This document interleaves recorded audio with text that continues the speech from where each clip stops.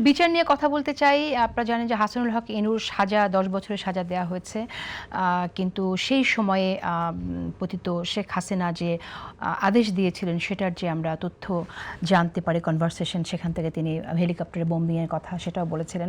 একটু মাসুদ কামাল আপনার মন্তব্য শুনি যে আপনি কিভাবে দেখছেন এই যে বিচার এবং বিচারের রায়কে। আমরা কিন্তু বিরোধী জোট থেকে অনেকে বলতে শুনেছি বিচার অনেক স্লো হয়ে গেছে। বিচার কি আসলে স্লো হয়ে গেছে কিনা, এবং যেটা হচ্ছে এই যে রায়, সেটা নিয়েও আপনার মন্তব্য শুনি। হাসানুল হকের বিচার হয়েছে, এটা বিচার বিভাগ কি সাক্ষ্য প্রমাণের ভিত্তিতে ওনারা একটা রায় দিয়েছেন, এটা নিয়ে মন্তব্য করার আমার কিছু নাই। কারণ এই লোকগুলিকে আমি পার্সোনালি পছন্দ করি না। আমি তো পার্সোনালি এটাও ওনার বিচার হয়েছে অন্য কারণে। আমি ওনার অন্য একটা বৈশিষ্ট্য কথা বলতে চাই যে আমি সাংবাদিক হিসেবে মনে করি যে আমরা তো যারা নাকি আপনার মিডিয়ার সঙ্গে জড়িত, আমাদের সঙ্গে জড়িত হলো তথ্য মন্ত্রণালয়। এটা উনি একসময় তথ্যমন্ত্রী ছিলেন, কিন্তু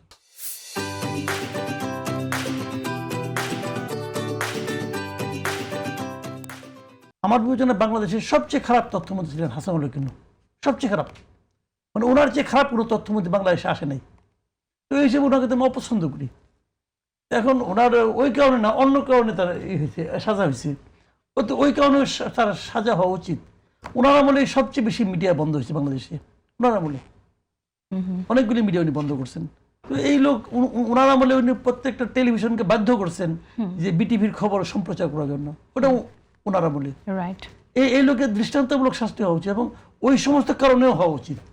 এটা কি কারণে হয়েছে, এটা হচ্ছে এটা তারা সাক্ষ্য প্রমাণ দেখছে, প্রমাণ পাইছে, শাস্তি দিছে, এটা নিয়ে আমার কিছু বলার নাই। ওকে, আশরাফ স্যার, আপনার কাছে কি মনে হয় একটু সংক্ষেপে বলবেন? আমি আরেকটি বিষয়টা আপনার কাছে জানতে চাই, সেটা হচ্ছে যে বিএনপি নেতা রাশেদ খানকে নিয়ে ইদানিং অনেক আলোচনা হচ্ছে। তিনি স্পষ্টভাবে অনেক কথা বলছেন যেটা অনেকে পছন্দ করছেন না। তিনি একটি কথা বলেছেন, তিনি বলছেন শিবির কি এখন শেখ মুজিবুর রহমানের স্থলে শহীদ ওসমান হাদিকে জাতির পিতা হিসেবে দাঁড় করাতে চায়? প্রকৃতপক্ষে শিবির শেখ মুজিবুর রহমানের থেকে শহীদ ওসমান হাদিকে বড় করতে গিয়ে শেখ মুজিবুর রহমানকে জাতির কাছে আরও প্রাসঙ্গিক করে তুলেছে। আমি এই বিষয়টি নিয়ে আপনার একটা মন্তব্য শুনতে চাইছি। দেখুন, সেটির আগে হাসানুল হক ইনু সম্পর্কে বলি। আমি মাসুদ কামাল ভাইয়ের সাথে একদমই একমত। সমসাময়িক অনেক ঘটনার, অপরাধগুলোর বিচার কবে হবে এবং কোন কোন ধারাতে হবে, আমি অনেক সাংবাদিক সহকর্মীর ব্যাপারেও একই কথা বলতে চাই। তারা হত্যা মামলার আসামি হতে পারেন না, কিন্তু তাদের অপরাধসমূহ সৃজনশীল। তাদের সৃজনশীল অপরাধের সৃজনশীল তদন্ত করে যদি সৃজনশীল শাস্তি আপনি না দেন, ইতিহাসে আমরা দায়ী হয়ে থাকব। এবং আগামীতে ওই সাংবাদিকদের মতো এই পক্ষের বা ভিন্ন পক্ষের সাংবাদিকরাও মাথাচাড়া দিবে, অথবা দিচ্ছে, যারা দেখতে পেয়েছে যে তার কোনো শাস্তি হয় না। ধরেন তারা হত্যা করেনি, কিন্তু তাদের কারো কারো অপরাধ হত্যার চেয়ে বেশি। হাসানুল হক ইনু বাংলাদেশের রাজনীতিতে যে অপরাজনীতি করেছেন, এবং তিনি বিএনপি বিষয়ক মন্ত্রী ছিলেন, প্রতিদিন বিএনপি নিয়ে কথা বলা, এটি ছিল তার কাজ। দেখুন, একটি দেশে বহুদলীয় গণতন্ত্রের দেশ, বিভিন্ন মতের দল থাকবে। আপনি কি এমনভাবে কথা বলতে পারেন যে ভিন্ন মতের দল যেন রাজনীতি করতে না পারে?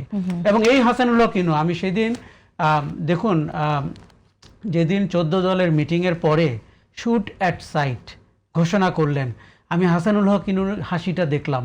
ওবায়দুল কাদের ঘোষণা করলেন, পাশে আমির হোসেন আমু দাঁড়িয়ে আছেন। তার মানে ছাত্রদেরকে দেখা মাত্র গুলি করা হবে। কে সিদ্ধান্ত নিলেন? হাসানুল হক ইনু, রাশেদ খান মেনন, আমির হোসেন আমু এবং ওবায়দুল কাদেররা বসে।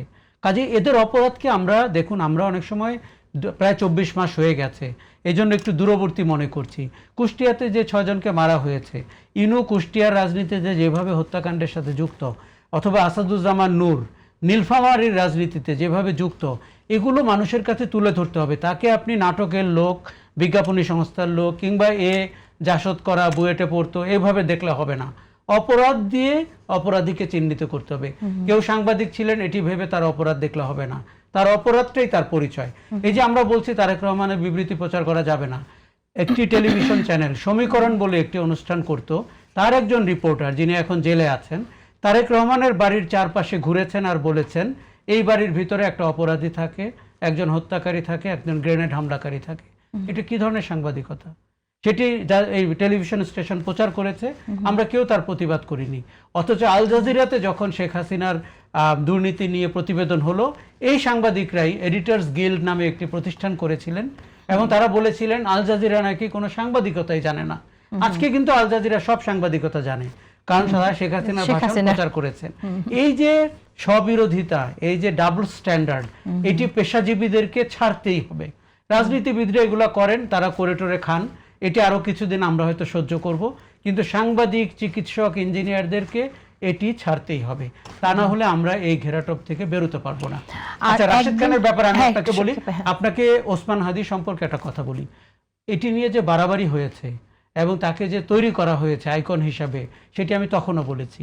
তো কবি নজরুলের পাশে যখন তাকে দাফন করা হয়, আমি তখনই সন্দিহান হয়েছি যে জামাত ইসলামীর এই শহরের ভেতরে একটা মনুমেন্ট দরকার, তার একটা আইকনিক ফিগার দরকার এবং তার একটা স্মৃতিসৌধ দরকার।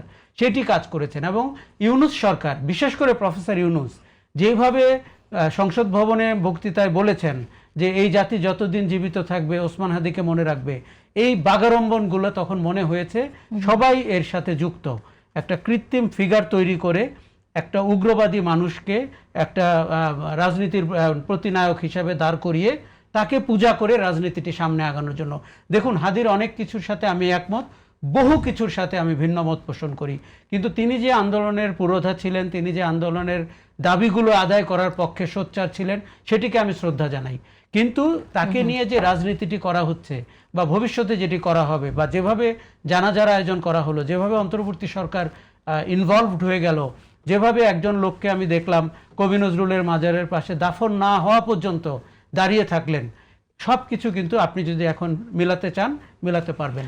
শেষ করে দেবো, আমি নতুন কোনো প্রসঙ্গ আর আনছি না। মাসুদ কামাল, যে বিষয়গুলো নিয়ে কথা বললাম সে বিষয়ে আমি আপনার একটু অপিনিয়ন শুনতে চাই। কোন বিষয়ে? বিশেষ করে যে শেষ যে মন্তব্যটি করলেন আশরাফ কয়সার শহীদ ওসমান হাদিকে নিয়ে। না, বিষয়টা হলো কি যে উনি যেটা বলেন আমি এর সঙ্গে কিন্তু খুবই একমত, যে প্রত্যেকটা মানুষের যে ইন্টেলেকচুয়াল ক্রাইম যেটা, এটা কিন্তু আপনি তাৎক্ষণিক কোনো ফল দেখতেছেন না, কিন্তু এটার কিন্তু অনেক বিস্তৃত একটা কিন্তু প্রভাব পড়ে। আমার সেটাই বক্তব্য যে তাকে সেই অপরাধের জন্য বিচার করতে হবে। আপনি বিচারটা করেন, শাস্তি যেটা হয় সেটা হবে, কিন্তু তাকে আপনি গয়র হয় না ঢুকাই দিলেন হত্যা মামলায়। ঢুকাই দিয়ে কী হলো জানেন?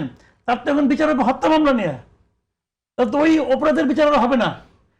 1 বছর 2 বছর পরে সে বলবে যে আমি তো ওই অপরাধের বিচার হয় নাই, এবং হত্যা মামলা তাকে সে তো হত্যার সঙ্গে জড়িত ছিল না। এইগুলো হলো জানেন কি, এগুলো অন্তর্বর্তীকালীন সরকার এগুলো করছে, প্রতিহিংসা বশত করছে।